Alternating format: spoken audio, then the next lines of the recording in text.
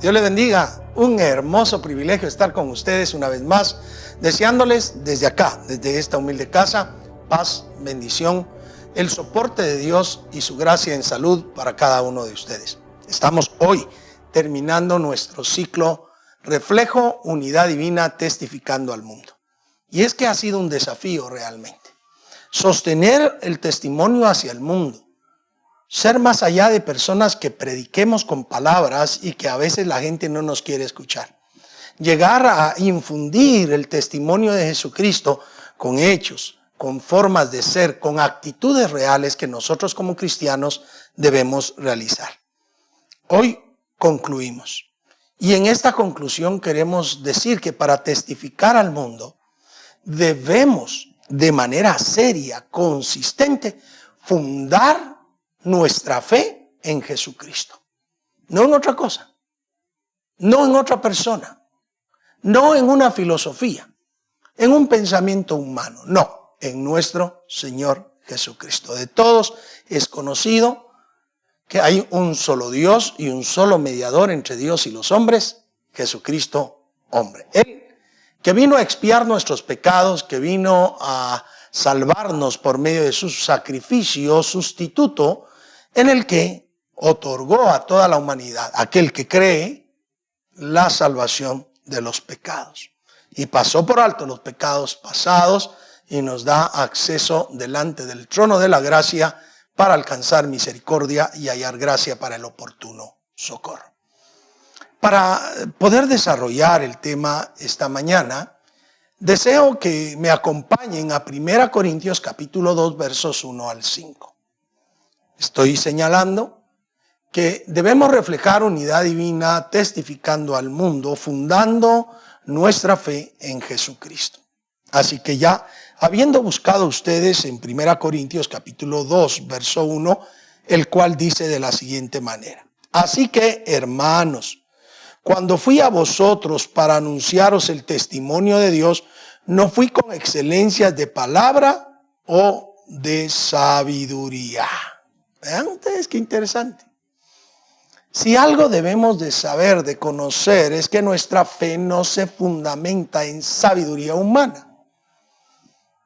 El ser humano ha alcanzado potencialidades increíbles en la ciencia, en la tecnología. Los avances en todas las ramas de la ciencia son increíbles. Pero por más sabio, humanamente hablando, por más inteligente que el hombre sea, la salvación es por fe. Es por la capacidad que Dios ha dado al hombre de creer sin ver, de tener esperanza no conociendo. Nuestra fe es un obsequio de Dios, porque por gracia sois salvos por medio de la fe, y esto no es de ustedes, es un regalo de Dios, no por hacer obras, para que nadie se sienta jactado delante de la presencia de Dios. Todos nosotros a veces confundimos y queremos razonar la salvación. Pero el escritor sagrado dice: cuando yo fui a vosotros a darles el testimonio de Dios, no fui con excelencias de palabras o de sabiduría. Llama la atención, queridos hermanos, que muchos de nosotros al predicar el evangelio en las iglesias queremos utilizar terminologías que son muy técnicas, que la mayoría de personas no conocen. Y a veces, por desdicha, no buscamos los sinónimos, no buscamos la forma en la que nos podemos dar a entender de mejor forma delante de las personas. Debemos de tener cuidado. Cuando nosotros testificamos al mundo, debemos hacer a un lado toda la idea de sabiduría humana. Con sabiduría humana no conoceremos a Dios. Es una sabiduría especial. Una sabiduría especial que debe de estar basada, sustentada en nuestro Señor Jesucristo. Porque la realidad es que nuestra fe se fundamenta en Cristo. Vean el versículo 2. Pues me propuse no saber entre vosotros cosa alguna, sino a Jesucristo y a este crucificado. Me propuse yo no saber cosa alguna. No quiero saber tantas cosas, sino a Cristo y a este en la expiación por la humanidad que realizó crucificado allá en el monte Gólgota. Sí me estoy dando a comprender. Uno de los graves problemas es que los líderes religiosos, cristianos evangélicos me refiero, hemos sido empujados cada vez más y de alguna manera azorados por una presión grupal de la gente que no conoce a Dios, tratándonos de ignorantes. Se ha dicho que los pastores son ignorantes. Y recuerdo cuando niño había un dicho que decía un poco suave y un poco desagradable, pero decía de la siguiente forma: militar, policía, sacerdote y pastor, pan seguro. ¿Y por qué decían eso? Porque decían que muchos, sin hacer nada, tenían asegurado el alimento. Es increíble.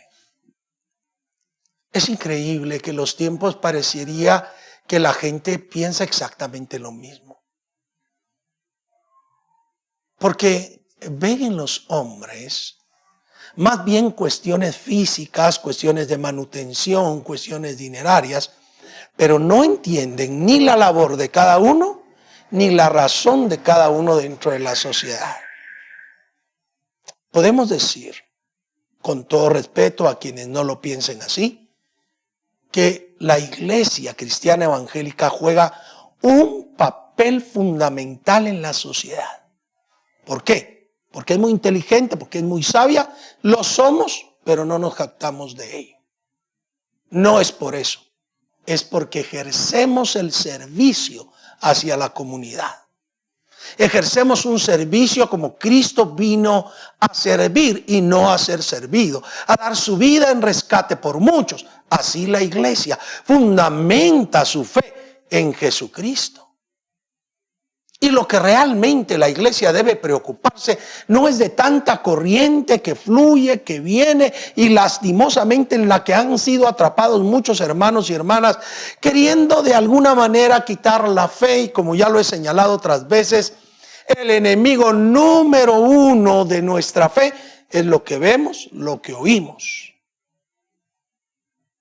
Porque cuando vemos y oímos, deseamos, queremos.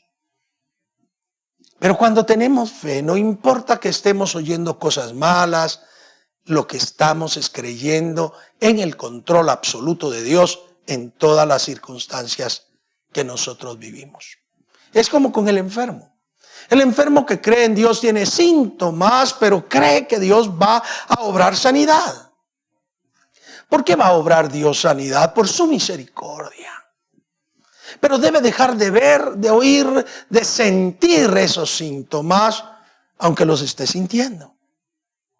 Debe dejar de creer que son perversos, malvados, que lo van a destruir, porque en última instancia que tiene la razón de su vida es Dios.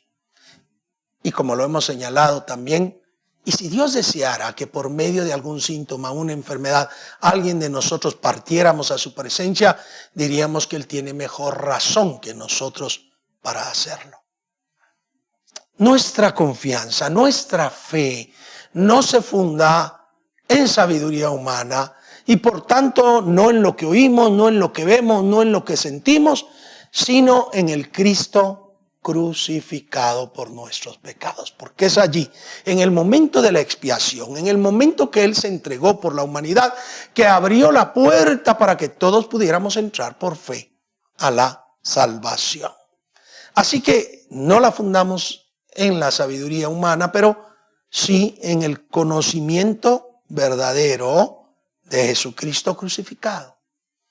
en un conocimiento real. Ahora, déjeme decirle que el término conocimiento debemos entenderlo como experimentar en carne propia.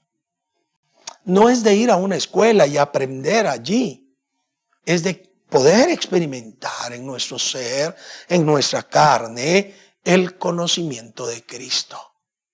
Y de expiando el pecado de todos, muriendo en el Gólgota por nosotros. Pero también el versículo 3 dice, y estuve entre vosotros con debilidad y mucho temor y temblor. A ver, tampoco nuestra fe debe estar fundada en la fortaleza humana, en lo que hace el hombre. Y él dice acá, por eso no anduve entre ustedes arrogante, orgulloso, creyéndome esto. No, anduve con debilidad y mucho temor y temblor. Él da el testimonio que daba esa confesión de Dios siendo humilde, con carga, con preocupación, con temor y temblor, para no ofender a las personas. Porque no podemos confiar en la fuerza humana. La fuerza humana se agota, se acaba, se extermina la fuerza humana. Se viene a pique, a veces estamos muy grandes, muy fuertes, vamos al gimnasio, sacamos muchos músculos, pero de repente comienza a decaer toda esa capacidad, esa energía, esa fuerza, esa voluntad de hacer. Se va terminando en cada hombre.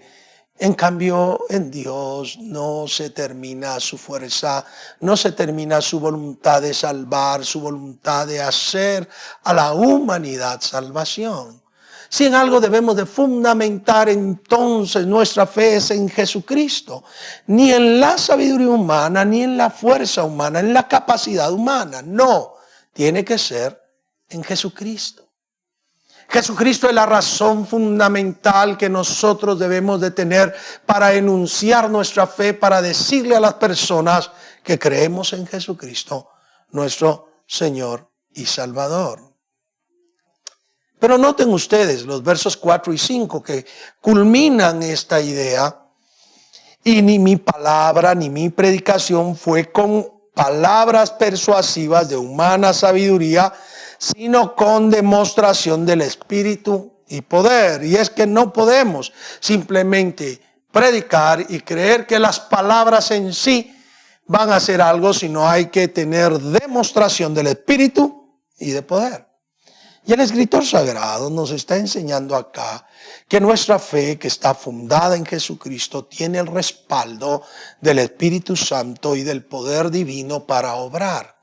No son las palabras, no es la sabiduría, no es la inteligencia humana, es el poder del Espíritu Santo el que nos ayuda a predicar, a testificar, a que el mundo comprenda el mensaje salvífico de Dios. Aunque hay muchas personas, y debo decirlo con tristeza y con pena, que se reúnen en las congregaciones para ver qué sucede, si hay algo extraordinario, algo místico, aunque hay muchos de esos. La verdad es que las personas que buscan a Dios, lo buscan con fe, lo buscan para fe, entran al trono de la gracia y se encuentran con el Dios poderoso, con el Cordero inmolado, quien se revela a cada uno para salvación. Testificar al mundo de la salvación que es por la fe en Jesucristo, insisto, se basa en la fe en Jesús. Ni en conocimiento humano, ni en sabiduría humana, ni en capacidad humana, sino en la transmisión del mensaje basado en el Espíritu Santo y poder, demostraciones reales que Dios es el Salvador. Así que ese verso 4 es muy aclaratorio. ¿Para qué vamos a andar nosotros presumiendo, contando, diciendo cosas buscando palabras y filosofías para ser refinados, que a muchos les agrada eso, pero eso es pura palabrería. Lo que debemos de buscar es la manifestación del Espíritu de Dios y poder. Y entonces, ¿por qué debemos hacer eso? Verso 5. Para que vuestra fe no esté fundada en la sabiduría de los hombres, sino en el poder de Dios. Y es que muchas veces hemos estado fundando la fe de los hermanos en la sabiduría humana, en lo que piensa un hombre. Y por eso se ha vuelto muy normal, y lo digo con respeto, que los lugares donde se sienten más edificados son en aquellos programas donde se tome un libro escrito por alguien cristiano, pues, y se lea párrafo a párrafo y se comente ese libro párrafo a párrafo. Y eso es lo que la gente está sintiendo por edificación, porque está siendo fundada lastimosamente en la sabiduría de los hombres. ¿Por qué no tomar la Biblia y leer la Biblia y comentar la Biblia? ¿Porque esa es solo para el templo? ¿Porque esa es para predicarla cuando llegan los hermanos al culto público? Porque eso es lo que nos han enseñado. La iglesia, ya que haga las cosas con la Biblia, lastimo haber escuchado a un hombre ya de mediana edad decir, es que la Biblia es un libro viejo y ahora necesitamos refrescarnos con libros. Y se ha hecho famosa la venta de libros cristianos y no estoy en contra de ello. Creo que tienen mucho que aportar en cuanto al devocionario personal. Pero estamos dejando que la edificación real de la iglesia del Señor Jesucristo, la fe de las personas, no esté basada en Jesucristo, sino en corrientes de personas que entienden de determinada forma la vida espiritual. Recuerdo cuando era joven, las Biblias se conocían como Biblias de estudio. A lo más que llegaban aquellas Biblias de estudio eran a tener algunas referencias cruzadas para encontrar la temática o extraerla de donde el que estaba hablando, fuese quien fuese, pudiera estar haciendo una referencia a ese versículo. Conforme fueron pasando los años, rápidamente comenzaron a existir Biblias comentadas. Y se hicieron famosas. Están así, tanto así, que ahora es difícil encontrar una Biblia para estudio, nada más. Todas tienen el sesgo de una interpretación de aquella persona que la comenta. Porque cada vez que alguien comenta la Biblia, está dándole una interpretación muy particular. No quiere decir que esté mal, pero tampoco quiere decir que esté bien. Y lastimosamente, cantidades de personas acuden a esas Biblias comentadas creyendo inclusive que el comentario del que ha hecho estas anotaciones es tan revelatorio, tan revelado por Dios como la misma Escritura. Y no es así. Debo decirlo que la misma pereza del estudio bíblico que ha entrado desde allá por los años, quizá los años 80 y con mucha fuerza con algunas corrientes pentecostales que decían que no se debía de estudiar la Biblia porque el Espíritu Santo enseñaría qué había que decir, pues se ha hecho una gama de creyentes desconocedores de la Biblia. Y de repente, en sus redes sociales, anotan, por ahí me encontré esta joya, y no se ha encontrado nada. Allí ha estado siempre la palabra de Dios, pero como no la leen, como no la escudriñan, como no la estudian, lastimosamente fundan su fe en algo que no es Jesucristo. Y entonces aquella jactancia que a veces no debería darse, Pablo le dice a los de Corinto, ¿Por qué? Está dividido el cuerpo de Cristo. Unos dicen yo soy de Pablo, yo soy de Pedro, yo soy de Apolos, yo de Jesucristo. ¿Está dividida la iglesia? Cristo murió por la iglesia, pero Pablo, Cefas, ellos no murieron por la iglesia. Y a veces nosotros nos sentimos captados que el dirigente de la congregación, que el pastor de la congregación, que el que dirige la obra es alguien famoso, cuando lo que deberíamos de hacer es fundar nuestra fe en Jesucristo. Entonces, queridos hermanos y hermanas, amigos y amigas en el Señor, hoy estamos concluyendo Reflejo Unidad Divina, testificando al mundo, fundando nuestra fe en Cristo. Y yo quiero invitarte en el amor de Jesús, que por favor te niegues de manera rotunda a fundar tu fe, tu creencia en algo o alguien diferente a Jesucristo. No creas a todas estas corrientes que pululan. No estés creyendo a corrientes simplemente que parecen aderezos dentro de la fe. La fe debe de estar fundada en Jesucristo y no en pensamiento de hombre, ni en fábulas, ni en cuentos, ni en historias. Debe estar centrada en Jesucristo. Y si tú puedes ser capaz de dejar al lado cualquier corriente y ver que toda la Escritura señala a Jesucristo, desde el Antiguo Testamento y el Nuevo Testamento señalan a Jesucristo como el único Redentor de la humanidad.